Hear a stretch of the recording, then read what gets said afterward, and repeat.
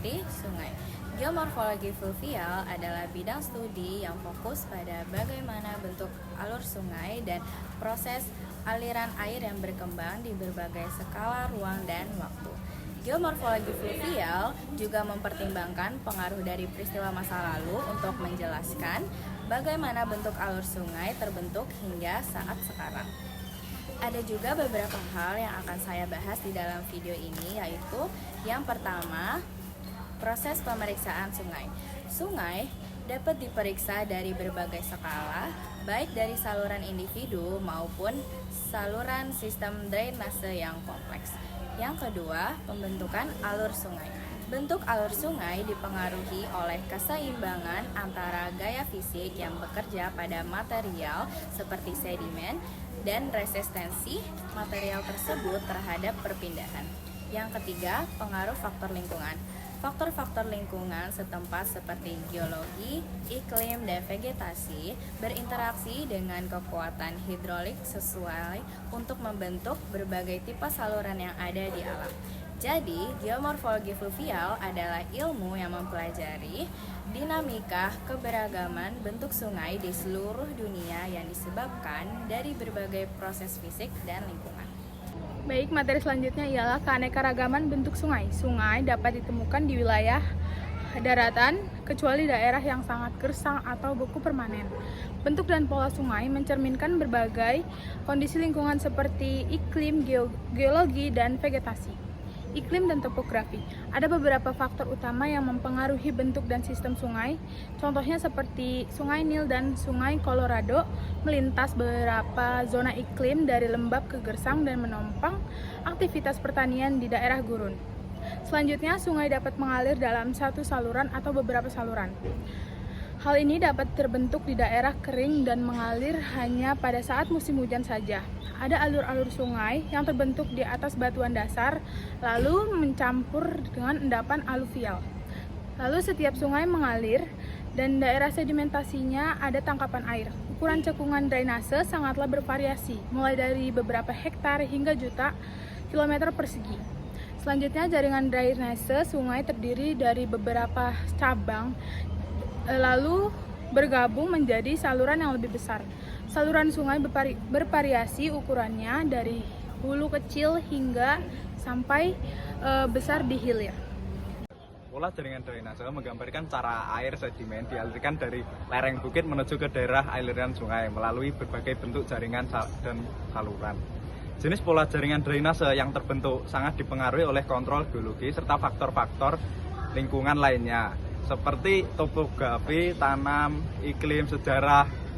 Berikut adalah beberapa jenis pola jaringan drainase. Yang pertama, pola dendritik. Pola yang mirip dengan pola pertambangan pohon. Pola drainase ini terbentuk secara acak tanpa kontrol geologi yang kuat.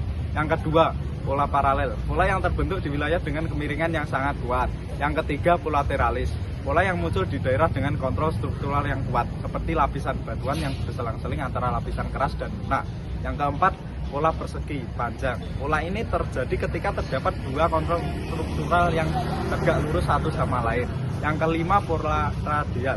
Nah, biasanya pola ini ditemukan di sekitar kubah atau gunung berapi, di mana drainase berkembang simetris mengikuti erosi di sekitar pusat yang terangkat. Faktor pembentukan pola jaringan drainase. Jaringan drainase pada suatu daerah mencerminkan banyak faktor geologis dan lingkungan. Pengaruh geologi dasar seringkali menentukan apakah pola drainase akan acak ataupun terkontrol. Ada 4 faktor yang mempengaruhi jaringan drainase. 1. Meliputi jenis batuan dasar, sangat menentukan pola drainase. Misalnya batuan homogen tanpa banyak retakan cenderung membentuk pola dendritik, sedangkan lapisan batuan dengan kekerasan berbeda memicu pada pola tralis. Yang kedua, topografi dan kemiringan. Daerah dengan kemiringan tajam akan membentuk pola paralel karena gravitasi memaksa aliran mengikuti lereng di daerah landai ataupun dataran rendah. Drainase mungkin membentuk pola acak ataupun pola dendritik. Yang ketiga, iklim. Wilayah dengan iklim yang menyebabkan pelapukan batuan atau perubahan lanskap besar, misalnya di daerah tropis dengan curah hujan tinggi, seringkali pola drainase lebih bervariasi dan kompleks. Dan yang keempat, aktivitas tektonik yang menyebabkan kenaikan atau penurunan tanah dapat mengubah pola aliran sungai seperti dalam kasus pola radial pada gunung berapi. Selain itu, pada sungai dapat mempertahankan pola drainase lama meskipun ada perubahan geologi yang terjadi seiring waktu. Proses pembentukan dan penyesuaian saluran sungai. Sungai dan anak sungai membentuk serta memperbarui salurannya melalui proses erosi dan sedimentasi. Erosi di dasar dan tepian saluran dapat menyebabkan pelebaran dan pendalaman saluran, sementara pengendapan sedimen dapat mengurangi kedalaman dan bahkan membentuk palang saluran. Penyesuaian bentuk saluran terjadi melalui keseimbangan antar daya erosif aliran dan ketahanan material dasar, serta tepian terhadap erosi. Ketahanan terhadap erosi ini bergantung pada jenis material yang membentuk dasar dan tepian. Misalnya, saluran yang terbentuk di aluvium pasir cenderung lebih mudah terkikis dibandingkan dengan yang terbentuk di batuan dasar. Uniknya, partikel-partikel halus seperti lanau dan lempung justru lebih sulit terkikis karena kohesi elektrokimia antar partikelnya. Selain itu, keberadaan vegetasi di sepanjang tepian juga menambah ketahanan terhadap erosi. Dalam kasus saluran berbatu, hanya banjir ekstrim yang mampu mengubah bentuknya secara signifikan, sehingga penyesuaian saluran ini biasanya terjadi secara sporadis dengan periode stabil yang cukup lama. Energi yang diperlukan untuk membentuk dan mengubah saluran sungai berasal dari aliran air yang melalui saluran. Ketersediaan energi untuk setiap panjang saluran itu bergantung pada dua faktor. Yang pertama yaitu ada debit aliran, dan yang kedua kemiringan lereng saluran.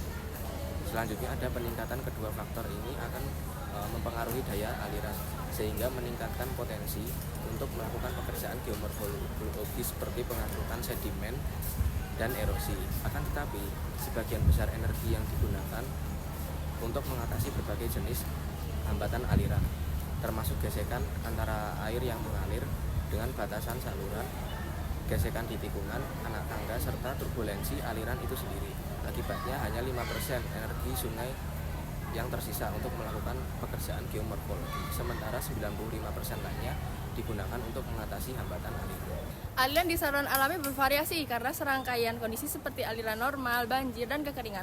Fluktuasi ini mempengaruhi pasokan sedimen dari waktu ke waktu, sehingga menyebabkan penyesuaian bentuk saluran sungai.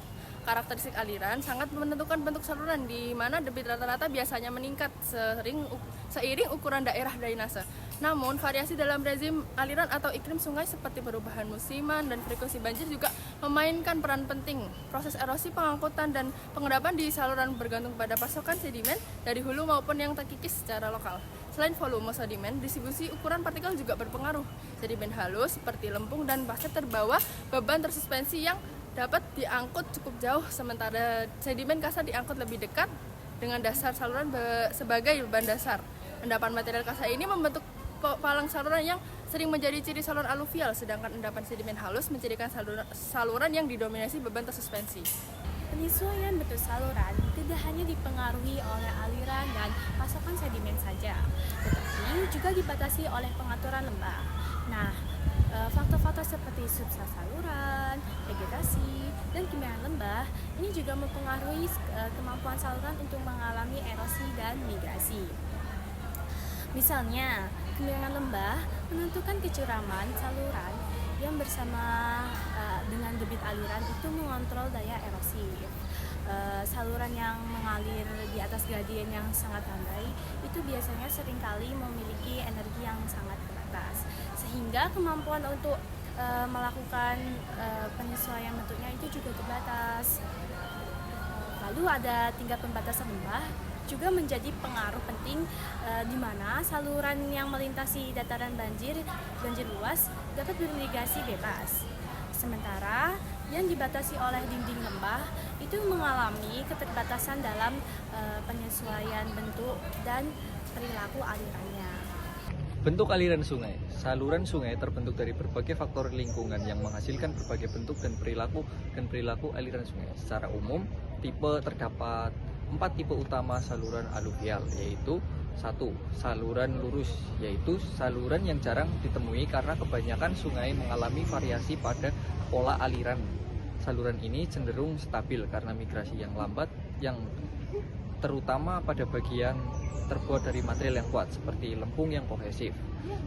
Yang kedua adalah saluran berkelok-kelok atau meandering, yaitu tipe saluran yang jenisnya substraksi seperti pasir, tanah liat, dan memiliki variasi tingkat kelokan erosi terjadi di sisi luar tikungan, sementara pengendapan di sisi dalam memungkinkan saluran mempertahankan lebar kelokan biasanya beradaptasi dengan ukuran saluran dan berubah seiring berjalannya waktu. Yang ketiga, ada saluran berkepang atau braided yang memiliki aliran berbagai di sekitar jeruji atau pulau-pulau kecil di sekitarnya. Saluran ini membutuhkan pasokan sedimen yang melimpah dari hulu dan sangat dinamis seiring berubah dalam waktu singkat.